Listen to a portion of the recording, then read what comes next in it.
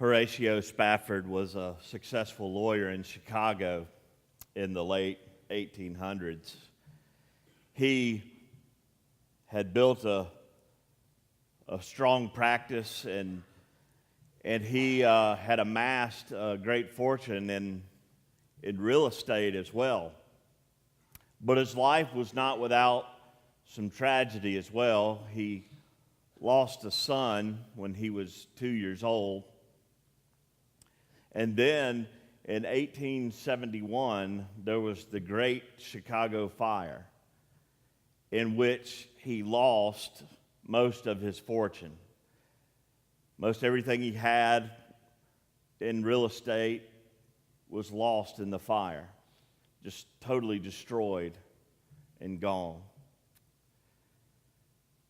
As he was trying to pick up the pieces of his life and trying to figure out what he was going to do, and he had already planned to take a European vacation with his family and decided it was probably a good idea to go ahead and go through with that. He felt like it was probably a good idea to take some time away and just get away from everything. And so they decided to go through with the trip. But at the last minute, there were some issues with the zoning, some things with the fire and insurance and all that sort of thing that he was going to have to stay behind. So he put his wife and his 4 daughters on the ship to head over, and he was going to take a later ship and meet them. And this is in 1873, and a few days later he gets a telegram. In the telegram, he finds out that the ship that his wife and his daughters was on had been struck by another ship and had sunk. His 4 daughters had died. His wife had been rescued. The telegram simply said, "Saved alone." As he processed his grief, as he dealt with this enormous burden, his heart was broken. He got on a ship to go meet his wife, and as they crossed the Atlantic, he asked the ship's captain to tell him the exact, or at least as close to the exact location of the sunken ship as he could. And as they got to that spot, the ship's captain called him up and let him know that close to here is where the ship probably lay at the bottom of the ocean floor.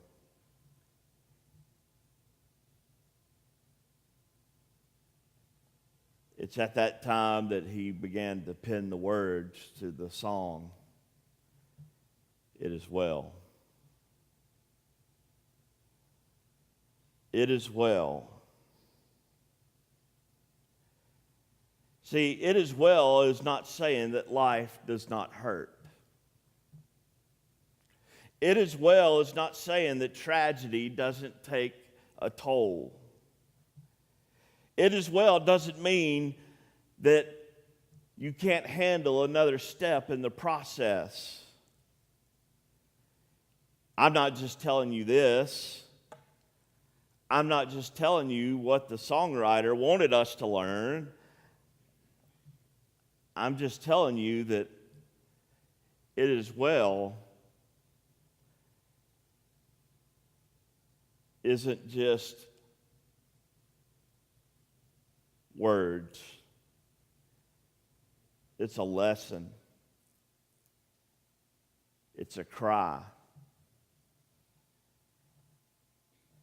But it's also an assurance.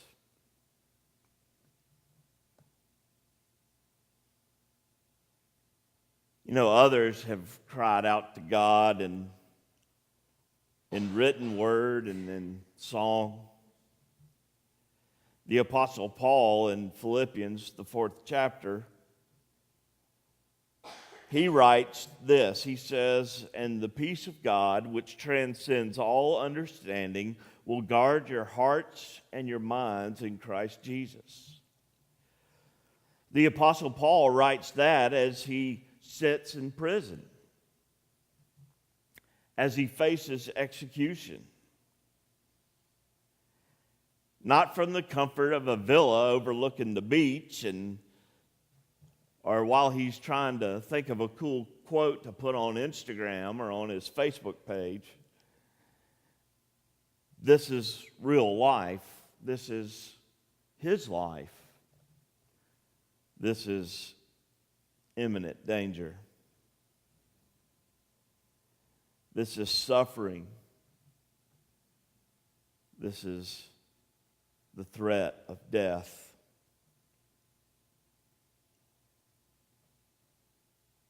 But he realizes there is a peace that transcends all the understanding of man. And that peace will guard your heart in a way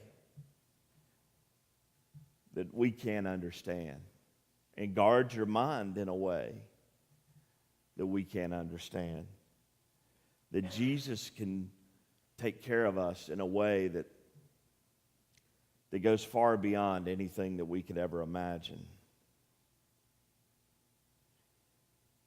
How can somebody who experienced something as tragic as the loss of his 4 children in such a horrific way say, "It is well with my soul"? Because he has a peace that transcends all understanding. "Whatever my lot, thou hast taught me to say," he says. In Hebrews chapter 13, verse 5, it says, "Keep your lives free from the love of money and be content with what you have, because God has said, 'Never will I leave you, never will I forsake you.'" Whatever my lot, whatever it is that I go through, you have taught me to say. See, Spafford understood that no matter what he went through, no matter how difficult the situation was, is that God was there with him. God was not going to leave him. Whatever the situation, you have taught me to say, "It is well with my soul." That inner self, the eternal, the thing that nothing can ever get to. Perhaps drawing on the words of Job here in Job chapter 1, verses 31 and 32. 21 and 22. And Job said, "Naked I came from my mother's womb, and naked I will depart. The Lord give, and the Lord has taken away. May the name of the Lord be praised." In all this, Job did not sin by charging God with wrongdoing. You think about that. You think about all the things that were lost in Job's life.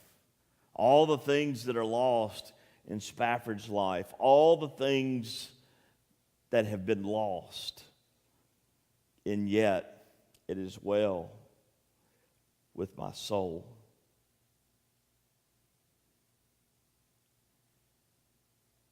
See, God is there. God is not going to leave us. He's not going to forsake us. He's not going to let us deal with it on our own.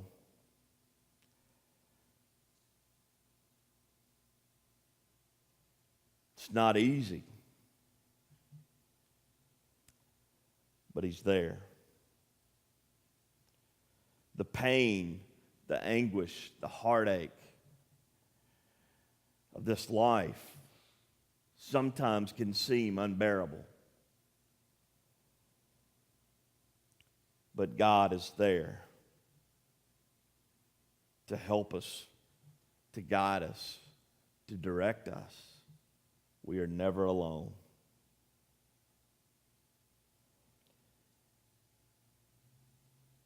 Now there's a verse in this song that we didn't sing today. And we're not going to sing it today, and we'll talk about it in a little bit. But there is also a line that says, "Though Satan should buffet." The word buffet, it means to strike against or to push repeatedly. In Luke chapter 22, verses 31 and 32, it says, "Simon, Satan has asked to sift you as wheat, but I have prayed for you, Simon, that your faith may not fail, and when you have turned back, strengthen your brothers."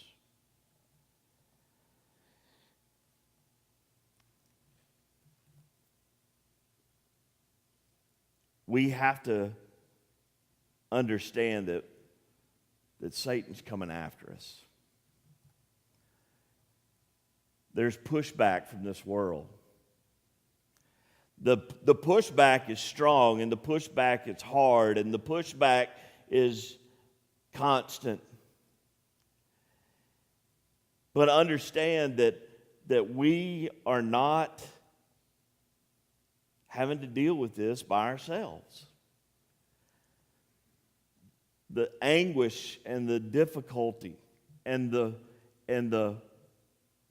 helplessness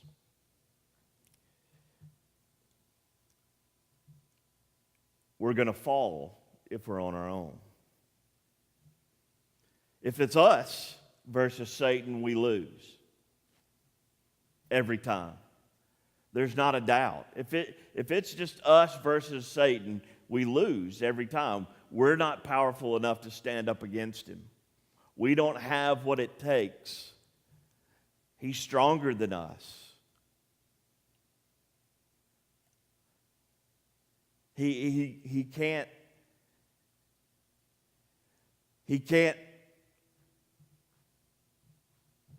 or we can't beat him. And so we have to have something on our side. We have to have God. The pushback is too strong if it's just us against him. And the problem is, so many times in our life, is that we try to take him on ourselves. We try to deal with this life on our own. We try to do it by ourselves. Those Satan should buffet. You know, the temptation to just give up on God had to be so strong in Horatio Spafford's life. I mean, can you imagine? To lose a child is difficult. To lose a fortune has to be difficult. I would imagine, I don't know, I've never had one, but I would imagine it's difficult. But then to go through all that, and then to lose your children, the rest of your children, to deal with that, and then the doubting. You know, I've seen this with people before as they have dealt with loss, they start second guessing themselves. Well, why did I put them on the boat? Why didn't I just make them wait with me? Why didn't I go with them? If I had just gone with them, maybe I could have stopped it. Maybe I could have saved them. all these things start going through your mind. What if? And all these thoughts and doubts can start creeping in your life. And we start fighting against ourselves, and we start allowing these doubts to just start eating at our hearts and at our minds, and all these things go against us, and Satan can begin to win. I can't imagine how difficult it was for Spafford not to just give in, not to just say. I have to admit, if I was that ship's captain and he came up to me and said to me, hey, I need you to tell me exactly where the ship went down with my daughters on it, I don't know if I would have told him. Because I think I would have been afraid of what he might have done. Like, is he gonna jump in? What's he gonna do? I don't know. I'm not sure what I would have done in that situation. But we see the faith of this man where he understands, I am not going through this alone, though Satan should buffet.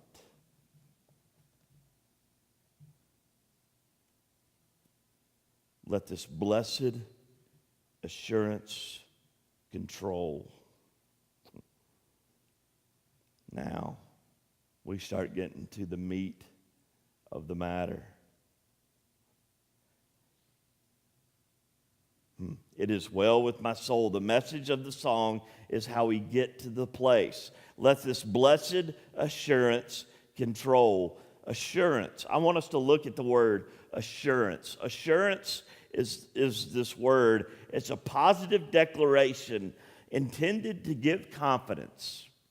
We give somebody assurance to make them feel better about something, to build them up. You can do this.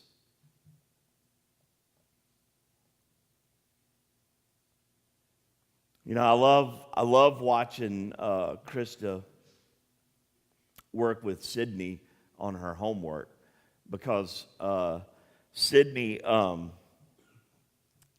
she's very critical of herself, and she gets real frustrated real quick sometimes, and Krista just knows how to diffuse that. It's pretty amazing to watch, really. And that's probably the main reason I don't help Sydney with her homework, because if she started doing that with me, I'd just be like, get over it, you know. Yeah, I'm not great with kids all the time. But anyway, but Krista just knows, like, she just knows what to say to give her that assurance that she can just, you can do this. And I've seen Sydney go from struggling. Sydney had this goal last year in kindergarten to get to this sight word goal. You know, they have these words that they have to know on sight. You know, that so it's not just a clever name, sight words. So they have to know them, and they have to get to a certain number. And if they exceed this number, then they achieve these goals. And so Sydney she had this, I'm going to get to these goals, and like it was getting close to time, and it didn't look like she was going to get there because she was kind of lagging behind. And so Krista's just like, if you want to get there, you have to work at it. And Sydney's like, well, I'll never do it. And that's when I'm like, okay, you're whining, just go away. But Krista's like, you can do this. And she not only met the goal, but exceeded it. That assurance, that positive declaration intended to give confidence. And then the idea of control, the power to influence or direct one's behavior. Let this blessed assurance control. That Christ has regarded my helpless estate. Helpless. Depraved of strength, of power, or unable to defend oneself. To be helpless in their estate or condition. How could you or I hope to present ourselves to a holy God in our helpless estate? We are in a helpless condition. How could we even hope to present ourselves to a holy God? Look at what Romans chapter 5, verses 6 through 11 says. It says, you see, at just the right time, when we were still powerless, Christ died for the ungodly. Very rarely will anybody die for a righteous man, though for a good man, someone might possibly dare to die. But God demonstrated his own love for us in this: while we were still sinners, Christ died for us. Since we have now been justified by his blood, how much more shall we be saved from God's wrath through him? For if, when we were God's enemies, we were reconciled to him through the death of his Son, how much more, having been reconciled, shall we be saved through his life? Not only is this so, but we also rejoice in God through our Lord Jesus Christ, through whom we have now received reconciliation. That Christ has regarded my helpless estate. See, he saw that we were helpless. We have no hope to present ourselves to a holy God. Only way that it can happen is if Jesus steps up and says, I will do this for you. I will stand in. He hath shed his own blood for my soul. Now, I know the focus of today is the song, It Is Well, but I have to think that this line, he has shed his own blood for my soul, makes me think of another song that goes like this: my hope is built on nothing less than Jesus' blood and righteousness. I dare not trust the sweetest frame, but wholly lean on Jesus' name. On Christ the solid rock I stand, all other ground is sinking sand. All other ground is sinking sand.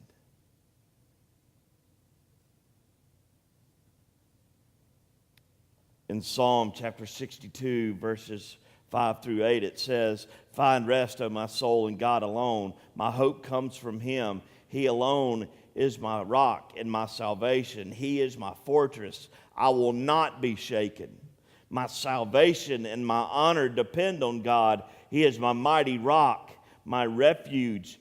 Trust in him at all times, O people. Pour out your hearts to him, for God is our refuge. He is our refuge. And then in Isaiah chapter 40, verses 28 through 31, it says, do you not know? Have you not heard? The Lord is the everlasting God, the creator of the ends of the earth. He will not grow tired or weary, and his understanding no one can fathom. He gives strength to the weary and increases the power of the weak. Even youths grow tired and weary, and young men stumble and fall. But those who hope in the Lord will renew their strength. They will soar on wings like eagles. They will run and not grow weary. They will walk and not be faint. We need to understand something here today. He has shed his own blood for my soul. We need to understand this today, that nobody took Jesus' life. Nobody took his life. He gave his life. He laid his life down for us. Nobody took him. Nobody made him do that. He did that for us. He gave himself up freely for us. He has shed his own blood for us. My sin, oh the bliss of this glorious thought, is nailed to the cross, and I bear it no more. Isaiah 53, verses 5 through 8. It is prophesied through Isaiah that it says, "But he was pierced for our transgressions. He was crushed for our iniquities. The punishment that brought us peace was upon him, and by his wounds we are healed. We all like sheep have gone astray. Each of us has turned to his own way. And the Lord has laid on him the iniquity of us all. He was oppressed and afflicted, yet he did not open his mouth. He was led like a lamb to the slaughter, and as a sheep before his shearers is silent, so he did not open his mouth. By oppression and judgment he was taken away. And who can speak of his descendants? For he was cut from the land of the living. For the transgression of my people he was stricken. Lay your sin on his shoulders.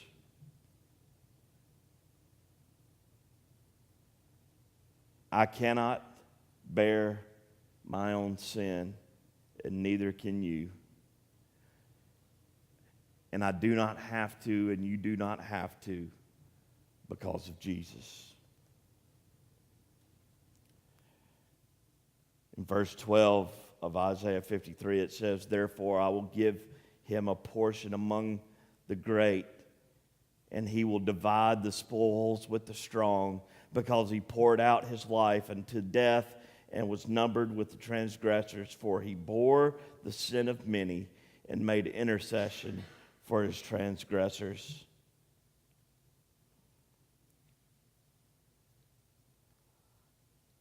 Our sin was nailed to the cross. We don't have to carry it. Are you carrying around your sin? You don't have to carry that burden anymore. You need to lay it down. You need to give it up. You need to turn it over to him.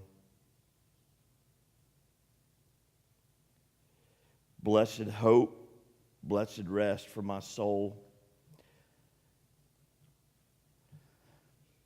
You know, we are busier than ever in this world.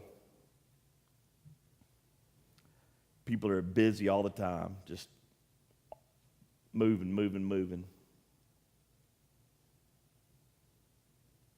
Some people say, I'll rest when they close the casket. For some people, I think that might be true. There may not be rest for some of us in this world, but we will rest.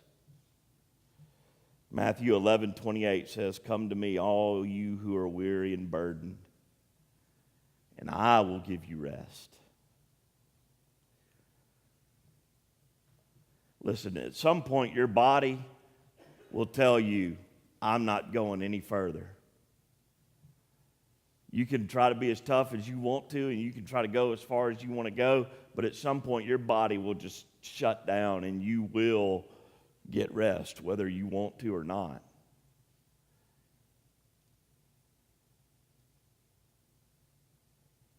But a weary soul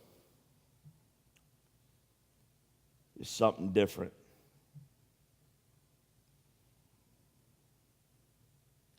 That's a hard thing to carry around.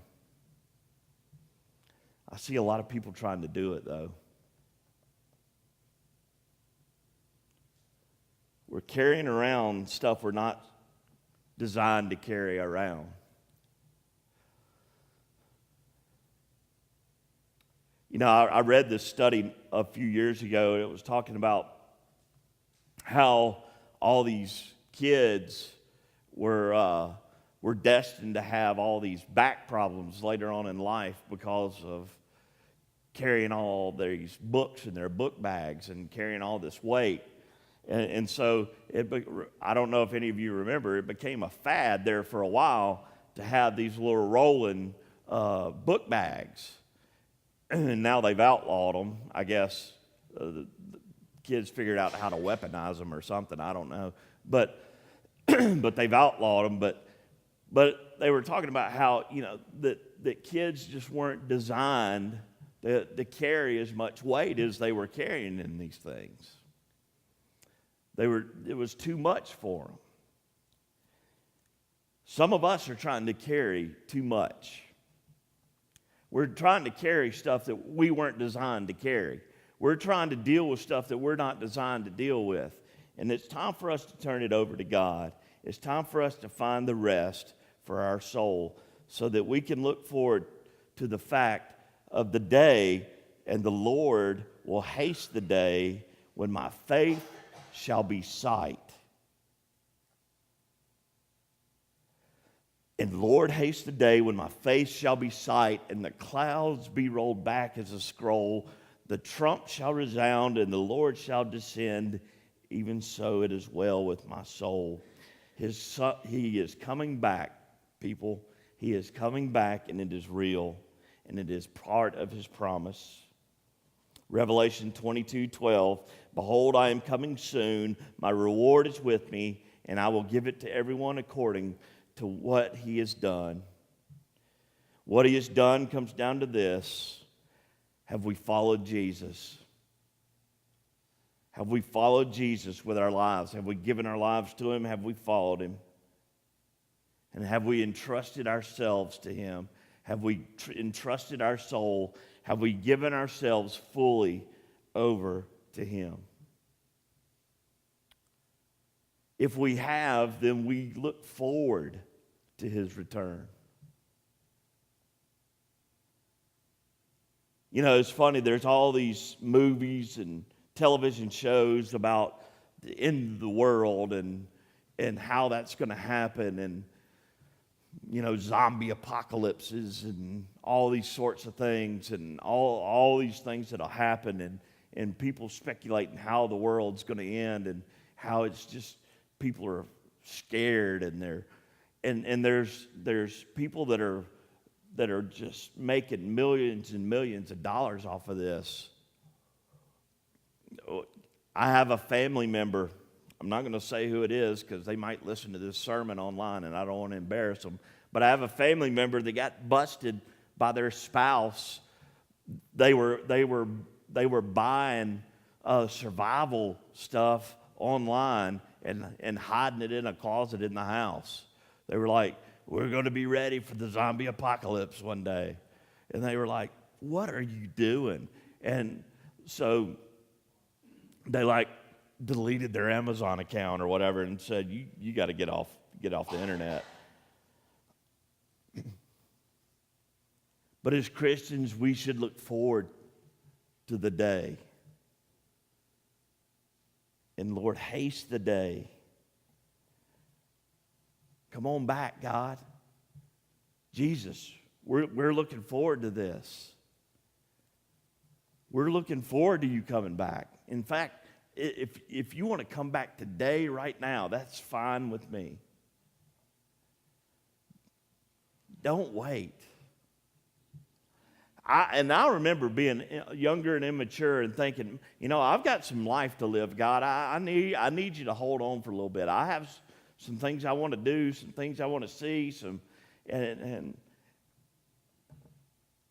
no, that was not real smart of me. And you would think now with a 7-year-old daughter that people might think, well, Brad, don't you want to see your daughter grow up? And not if it means Jesus not coming back. If I would rather her see Jesus come back than have to grow up in this world. If those are the two choices, let's let Jesus come on back.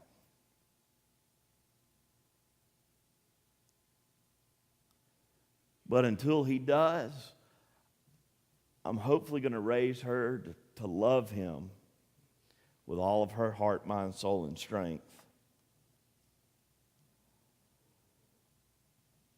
Verse 17 of Revelation 22 says this, the Spirit and the bride say, come. And let him who hears say, come.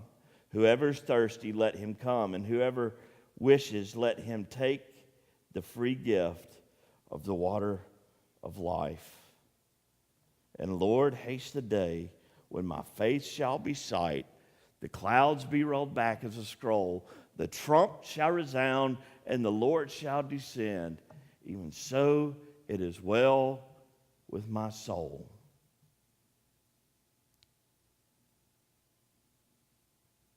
Are you ready for him to come back? I am. But maybe you're here today and you're not.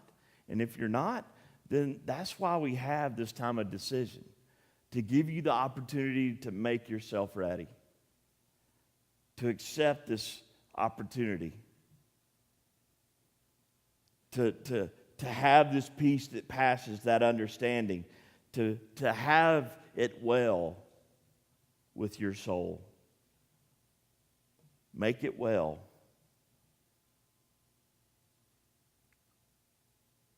Drink from the water where you'll never thirst again. Have this relationship.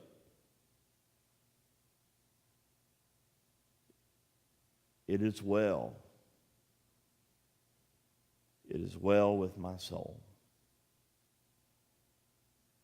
Let's pray.